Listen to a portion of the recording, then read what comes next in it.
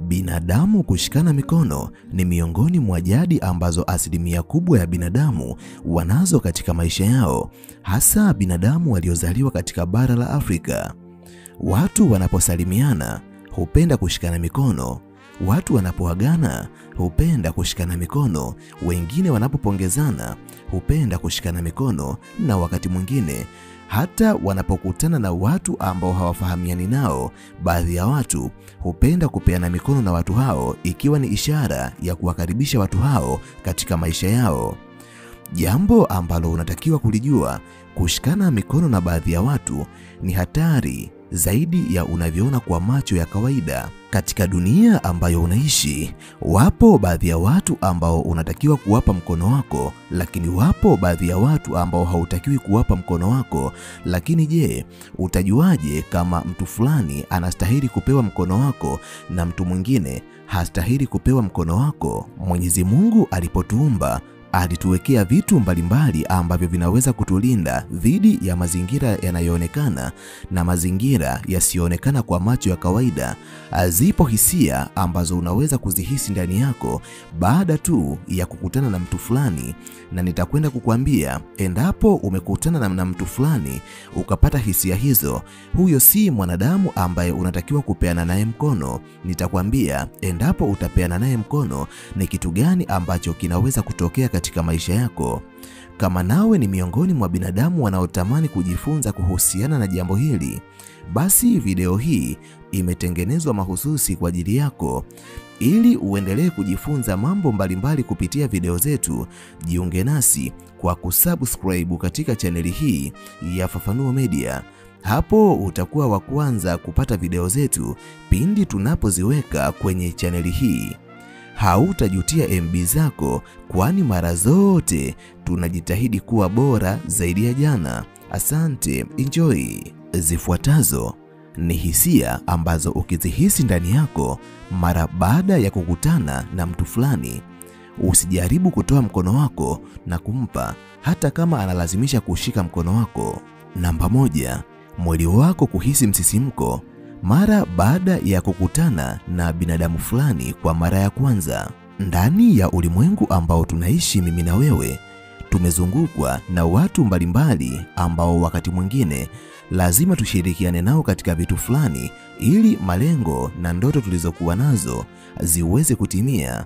Lakini miongoni mwa mambo ambayo lazima tuyajue na kuyaweka akilini, si kila wanadamu ambao tunakutana nao katika maisha yetu ni wanadamu sahihi, na wala si kila mwanadamu ambaye unakutana naye unatakiwa kuruhusu au guse mwili wako. Wapo baadhi ya wanadamu ambao unapokutana nao kwa mara ya kwanza unahisi mwili wako unasisimka. Hali hiyo hauelewi inatokana na kitu gani, lakini miongoni mwa ishara ambazo miili yetu huzitoa pale tunapokuwa katika mazingira yasiyokuwa sahihi ni msisimko, na kuna wakati utahisi kama vinyweleo vya mwili wako vimekusimama, ikiwa ni pamoja na nywele zako. Kitendo hicho kinaweza kufanyika kwa sekunde kadhaa kisha kikapotea. Endapo unakutana na mtu kwa mara ya kwanza na mwili wako ukaonesha ishara hiyo ya msisimko, usikubali mtu huyo aweze kugusa mwili wako, ikiwa ni pamoja na kupeana naye mkono kwa namna yoyote, kwa sababu mwili wako unaashiria kuwa kuna kitu kwa mtu huyo kisichokuwa cha kawaida. Huenda ni mwanadamu ambaye utakapogusana naye ataichafua nyota yako, ama ataiba nyota yako, ama atanyonya nguvu zako. Hivyo unaweza ukasalimiana naye tu bila kupeana naye mkono kwa sababu ya usalama wa maisha yako. Namba 2, moyo wako unasita mara baada ya kukutana na mtu fulani katika maisha yako, kwa sababu mwanadamu ameumbwa katika namna ambayo nafsi yake inaweza kumpa ishara kuhusiana na mambo ambayo macho yake ya kawaida hayawezi kuona, wala masikio yake ya damu na nyama hayawezi kusikia. Kuna mazingira ambayo mwanadamu akitaka kwenda moyo wake huwa unasita, lakini pia kuna baadhi ya watu ambao mwanadamu akikutana nao akatamani kutoa mkono na kusalimiana nao, moyo wake huwa unasita kabisa, anahisi kuna uzito fulani ndani yake. Endapo ishara kama hii itajidhihirisha ndani yako mara baada ya kukutana na mtu fulani katika maisha yako, kamwe Usijaribu kutoa mkono wako na kumpa mtu huyo, kwani miili yetu imeumbwa katika namna ambayo inaweza kuhisi hatari ambazo macho na masikio yetu haviwezi kutazama wala kusikia. Inawezekana mwanadamu ambaye unataka kumpa mkono wako ni mwanadamu mwenye nguvu mbaya ama ni mwanadamu mwenye nia mbaya, hivyo nafsi yako inakuwa inakutahadharisha kuwa usifanye hicho ambacho unataka kukifanya. Nafsi yako inakuwa inazuia akili yako kufanya maamuzi ambayo unataka kuyafanya, na maamuzi yenyewe ni kumpa mkono mtu ambaye umekutana naye kwa mara ya kwanza. Namba 3, unapoteza amani ghafla mara baada ya kukutana na mtu fulani katika maisha yako. Zipo sababu mbalimbali ambazo hupelekea amani kuwepo ama kutokuwepo moyoni mwa mwanadamu. Miongoni mwa sababu ambazo zinaweza kuvuruga amani katika moyo wa mwanadamu ni migogoro ama vitu kuja tofauti na matarajio ambayo mwanadamu alikuwa nayo. Lakini yapo baadhi ya mazingira ambayo mwanadamu anaweza akajikuta amepoteza amani pasipokuwa na sababu yoyote ya msingi. Hapo ndipo mwanadamu anaanza kujiuliza ni kwa nini mabadiliko hayo ya ghafla kihisia yametokea ndani yake. Hakuna jawabu lolote ambalo analipata. Mara nyingi hali hii huwa inajidhihirisha pale mwanadamu anapokuwepo katika mazingira ambayo yana nguvu tofauti za kiroho, hasa nguvu mbaya, yani negative energy. Mara nyingi hata unapokutana na mwanadamu ambaye amebeba nguvu mbaya, utayashuhudia mabadiliko haya ya ghafla ya kihisia ndani yako. Kama ulikuwa na amani ama kama ulikuwa na furaha, utashangaa amani na furaha ambavyo vilikuwa moyoni mwako vinashuka katika namna ambayo hauelewi hali hiyo imetokana na nini. Utajikuta unaingiwa na huzuni ya ghafla ambayo hauelewi imetokana na kitu gani.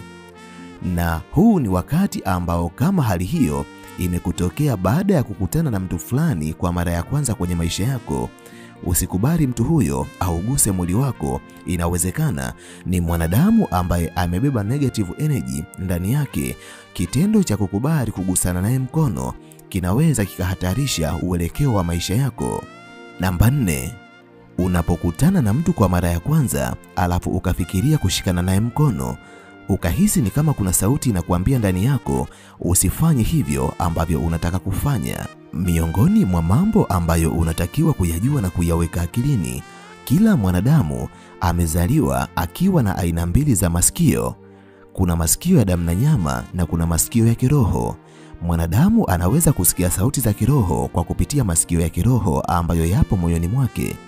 Huu ni wakati ambao unaweza ukajikuta unasikia sauti fulani ambazo zinakuwa ni kama zinakupa maelekezo fulani ambazo zinazungumza ndani yako. Ni sauti ambazo hakuna mtu wako mwingine ambaye anaweza kuzisikia bali ni wewe mwenyewe.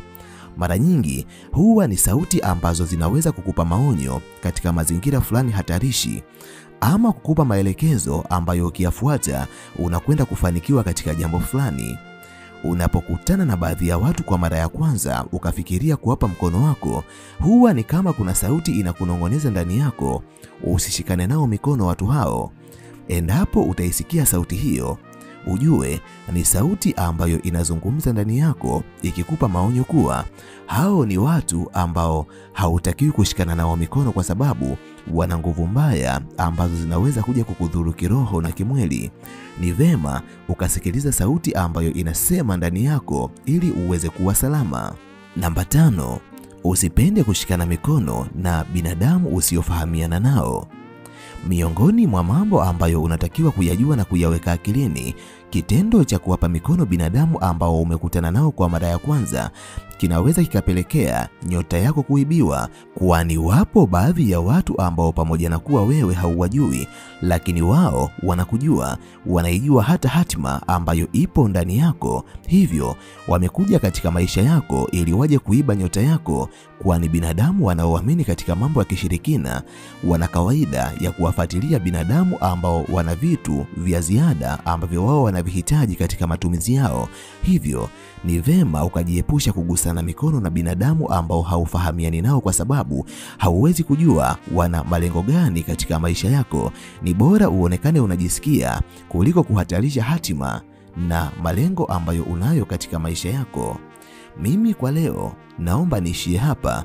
Ninahitimisha nikiamini kuna jambo kubwa ambalo umejifunza kupitia video hii. Nikutakie wakati mwema na tukutane tena katika video ijayo. Asante, bye.